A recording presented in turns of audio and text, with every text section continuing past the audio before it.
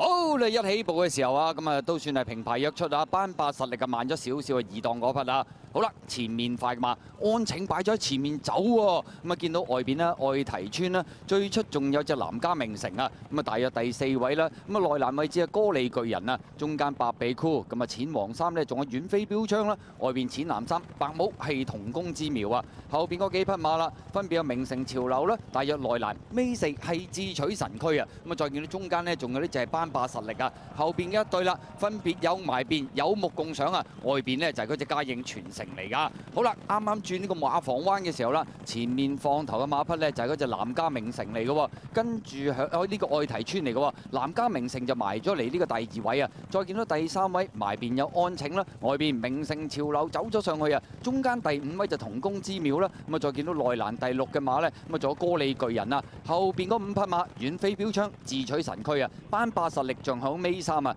暫時殿後一對馬分別係有目共賞同埋嘉應傳承嚟㗎。開始跑對面直路啦，前面順風係愛提村啊，跟住喺第2位就南家名城啦，外邊名城潮流走咗上去啊，咁啊再見到內欄第4位嘅馬呢，仲有安請啦，中間第5位仲有歌利巨人啊，外邊嘅馬匹係呢隻同工之妙嚟㗎，咁啊再見到啦，後多層就係遠飛標槍白鼻箍，咁啊大約喺個尾5嘅位置㗎，後邊嗰4匹馬分別係智取神區班霸實力啊，尾二位置仲係有目共賞啊，暫時殿後係嘉應傳承嚟㗎。好啦，咁啊轉香港體育學院彎嘅時候咯，前面放嘅馬呢，名城潮流走咗出嚟啊，外邊南家名城都跟佢一齊上咗去啊，咁啊再見到大約跟住個第3位埋邊位置係愛提村啦，第4位嘅馬呢，仲有歌利巨人啦響外邊㗎，後多層內欄安請啦，出邊白鼻箍仲有遠飛標槍啊，鬥出邊上有班霸實力，後邊3隻智取神區有目共賞粉紅帽大外檔係嘉應傳承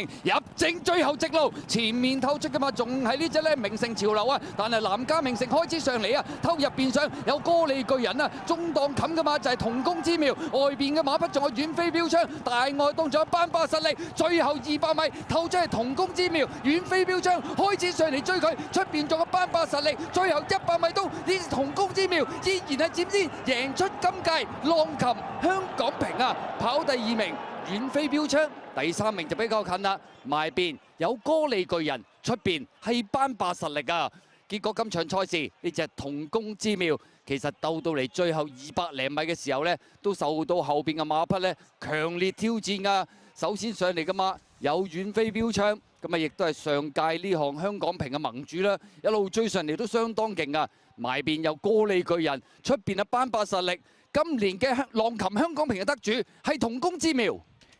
紀仁安、費伯華嘅組合，海都之星嘅子嗣同工之妙喺度贏馬，跑第2名。上年嘅冠軍遠飛標槍，3、4名比較接近，入邊歌利巨人，出邊班霸實力。繼23年之後啊，咁啊嚟到呢一個25年啦，咁啊再度啦奪得呢一個浪琴香港瓶嘅殊榮。件彩衣啊，冇錯，真強嘅彩衣，後尾成為咗大熱門啊！正常場地都大熱門。